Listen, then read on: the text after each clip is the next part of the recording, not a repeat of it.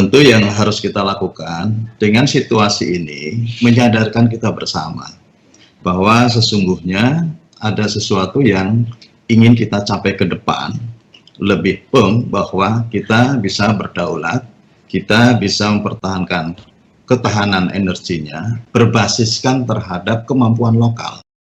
Karena apa?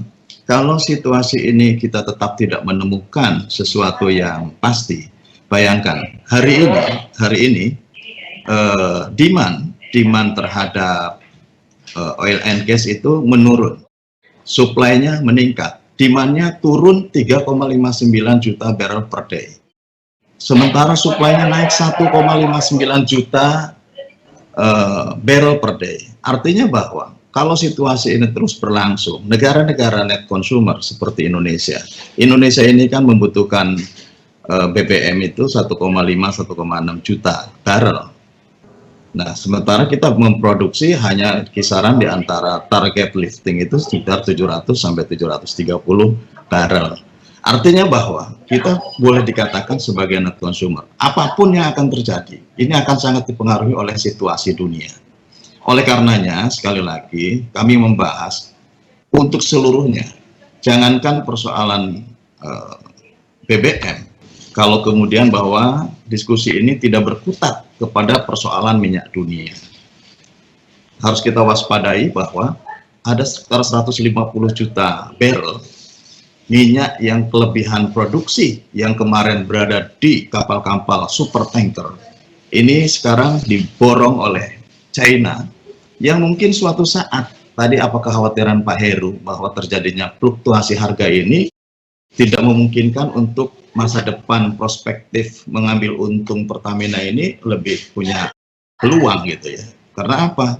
Kalau kemudian kelebihan minyak ini dibeli dalam situasi harga average di 33,32 US dollar per barrel, kemudian suatu saat kemampuan produksi di Middle East dan di Amerika diturunkan, ini apa yang akan terjadi gitu. Dan satu hal yang tentu harus kita perhitungkan bahwa kita juga terpengaruh oleh nilai tukar rupiah.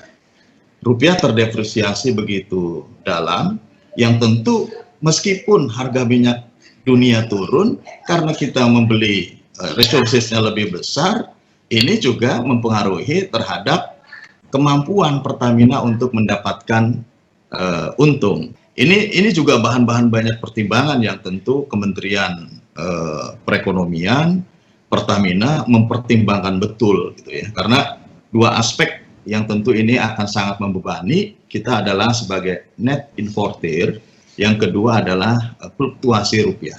Solusinya nggak ada lagi, bahwa target untuk terus meningkatkan energi baru terbarukan di dalam negeri, yang tentu target sampai 2025 ini belum direvisi 23%, ini yang harus kita capai dulu gitu ya.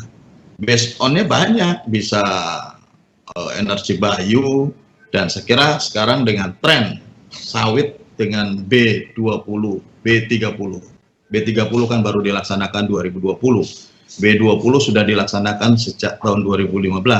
Tentu ini akan terus menuju kepada kedaulatan energi. Apakah juga kita mampu untuk mengkonversi harga dari harga internasional kepada harga lokal yang based on sawit sebagai bahan dasar? Tentu terus kami hitung, karena kalau sampai saat ini dengan target 10 juta kiloliter pada tahun 2020, ini juga masih program mandatori ya, jadi program penugasan yang didukung juga oleh BPDP.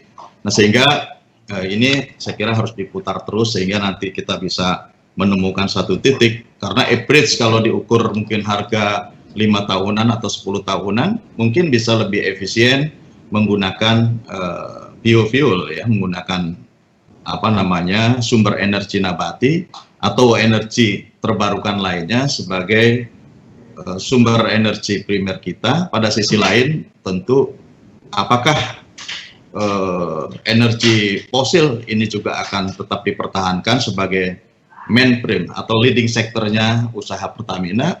Ini juga yang harus kita hitung-hitung dengan pasti.